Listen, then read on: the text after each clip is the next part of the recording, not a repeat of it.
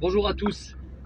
J'avais envie de partager avec vous mon ressenti du matin en allant justement dispenser des cours toute la matinée, là dans le domaine de la natation, des cours pour des enfants incroyables d'ailleurs.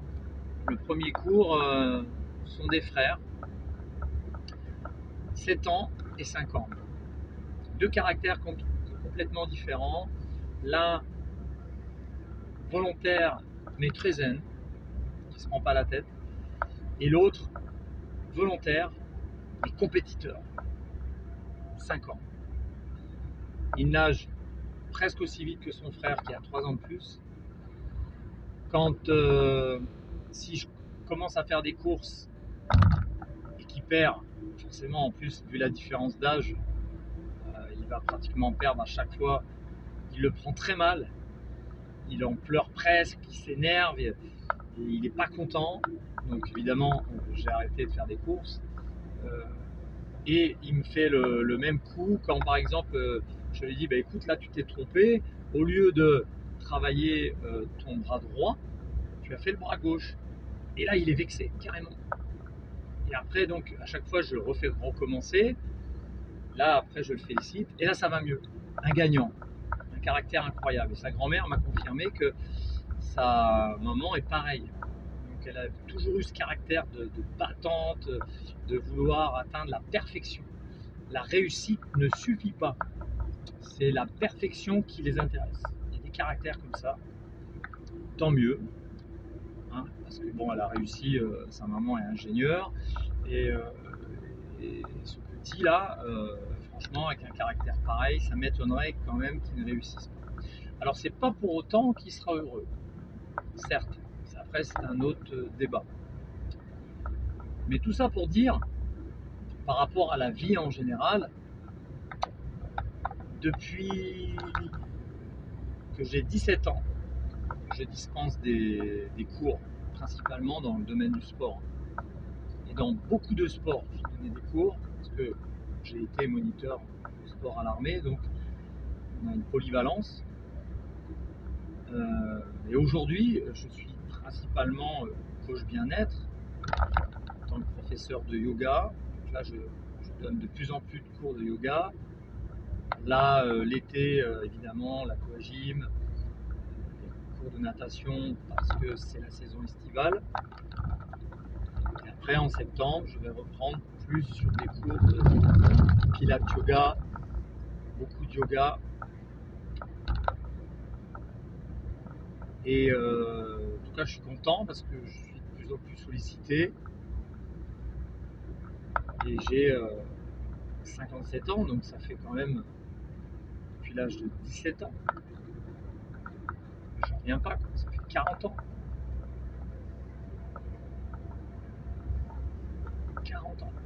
40 ans que j'enseigne. Tout public, de 4 mois jusqu'à 94 ans. Le plus ancien élève à qui j'ai dispensé des cours. Avec tout niveau. Des athlètes, des sportifs confirmés, des niveaux intermédiaires, débutants, très débutants, et aussi des handicapés au niveau du mental et au niveau physique aussi.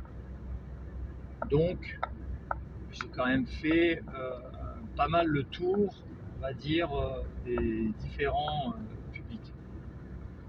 Et ça m'a permis d'acquérir évidemment une certaine expérience. Alors même si j'ai encore beaucoup de choses à apprendre pour être meilleur et pour moi-même, parce que je parle souvent par rapport aux résultats qu'il est impératif d'avoir de la discipline, de la régularité. Et comme je le dis, d'ailleurs cette semaine, j'ai souvent dit, il faut mieux par rapport au bien-être, par rapport à la longévité et au bien vieillir, finalement, il faut mieux être régulier que performant. Parce que souvent, la performance, c'est assez court. Un athlète de haut niveau, par exemple, il va être performant. Allez, on va dire, déjà, s'il arrive à être performant pendant 10 ans, c'est déjà incroyable parce que ça demande beaucoup de sacrifices, beaucoup d'efforts.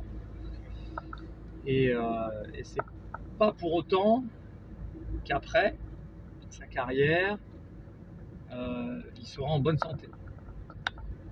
En revanche, la régularité permet justement de rester en bonne santé, avec toujours une bonne vitalité et pour s'assurer une longévité,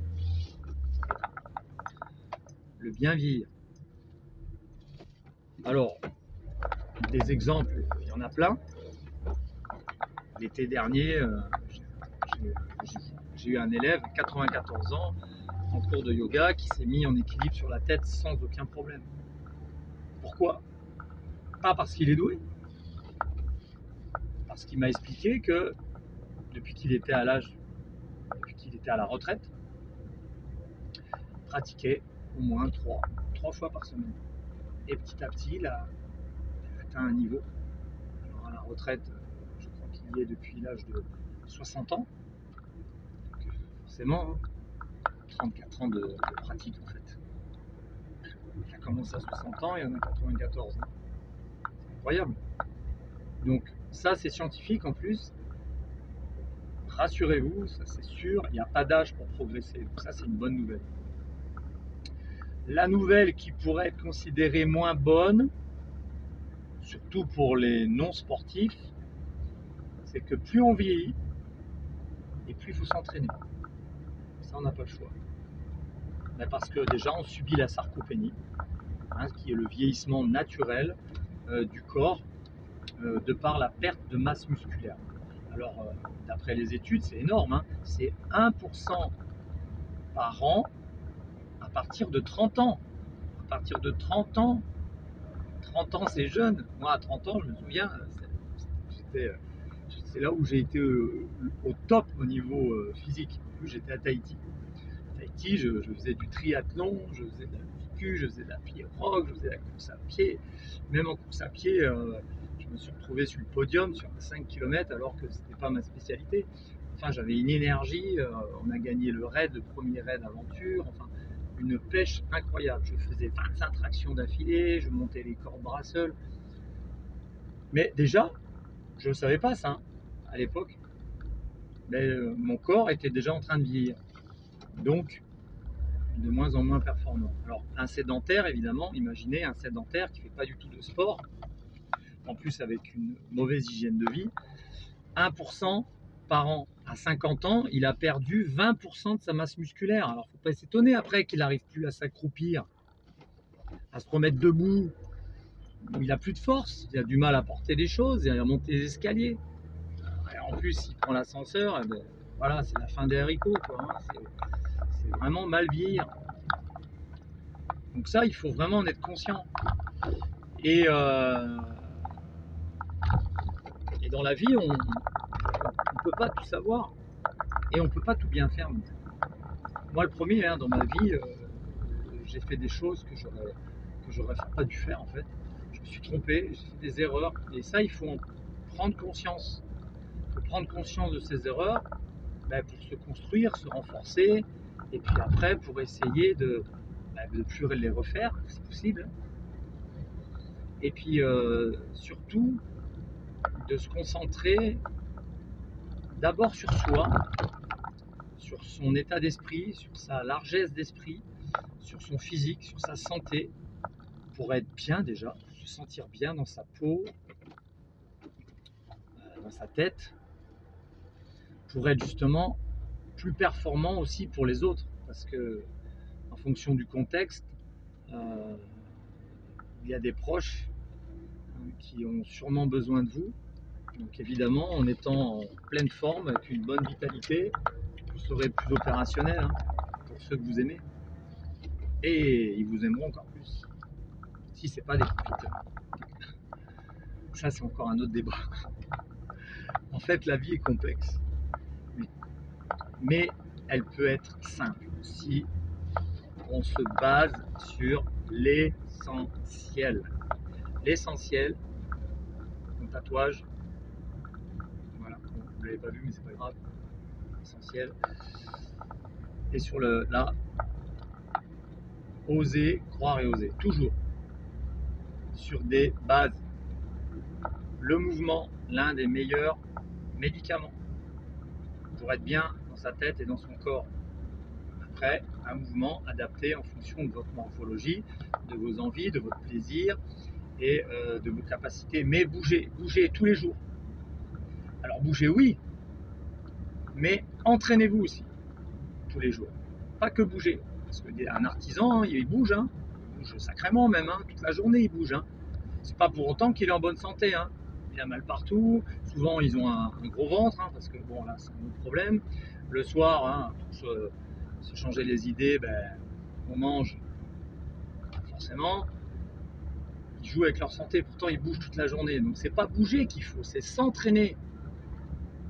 C'est pour ça que souvent on a besoin d'être accompagné. Et oui, on a été à l'école, on était accompagné. Hein. On a besoin d'être accompagné si on n'est pas capable de le faire seul. Mais quand on décide d'être accompagné, il faut écouter les coachs qui vous accompagnent. Et il faut les respecter en respectant leurs consignes, puisque c'est vous qui êtes demandeur. Parce que là, ça devient à la mode, il y a de plus en plus d'élèves, de patients, qui sont motivés pour être accompagnés et qui ne respectent pas les consignes. Parce qu'après, nous, les consignes, on va vous les donner, on va mettre en place un protocole, et après, on va, en fonction comment ça se passe, on va le moduler aussi, hein, parce qu'il n'est peut-être pas adapté, et on va moduler. Mais là, on va pouvoir le moduler facilement parce que vous respectez les consignes. Donc là, on va pouvoir être sur des bonnes bases. Et évidemment, bien manger. Et bien manger, c'est pas se priver, c'est manger des choses qui sont bonnes au goût, bien sûr, il faut se faire plaisir, mais aussi avec des substrates qui sont nécessaires pour pouvoir justement vous entraîner sérieusement. C'est logique.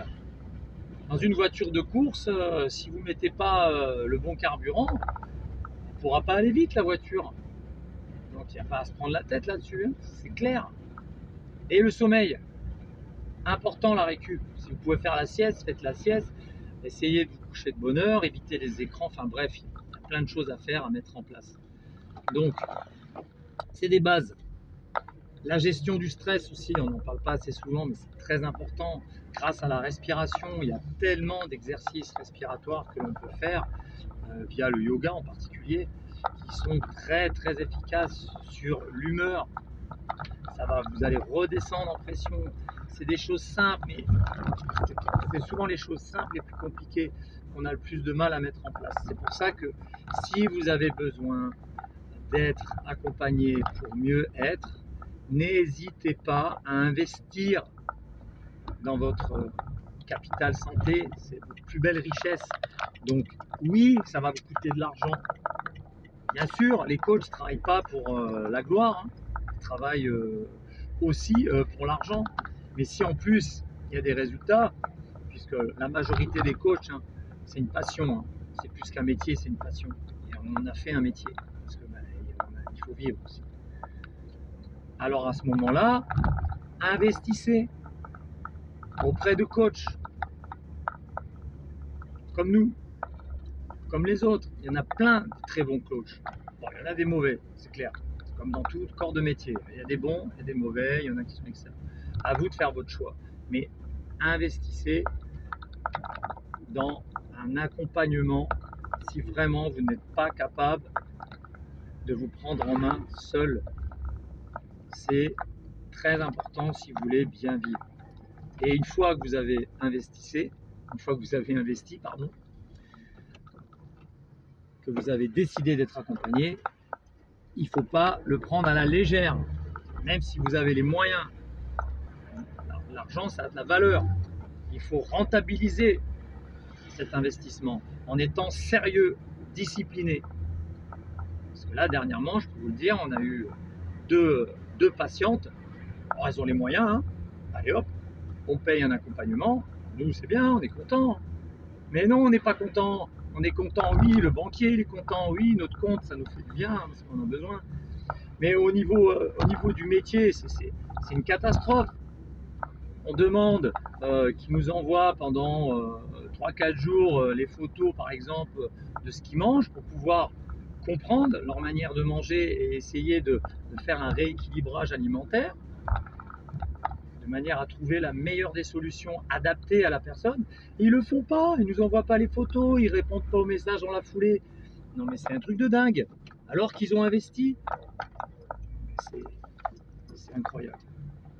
Donc voilà, c'était mon petit message que j'avais envie de faire ce matin, avant d'aller donner un cours de natation à mes commandos.